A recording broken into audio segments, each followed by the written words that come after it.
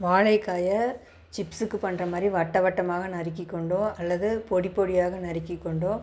அல்லது கேரட் துருவுற மாதிரி துருவுற கிரேட்டரில் துருவி கொண்டோ அதோட தேவையான இந்துப்பு, மஞ்சத்தூள், மல்லித்தூள், மிளகுத்தூள், சீரகத்தூள் போட்டோன்னா நமக்கு வாழைக்காய் சிப்ஸு, வாழைக்காய் பொடி மாஸ், வாழைக்காய் சாலட் தயார்.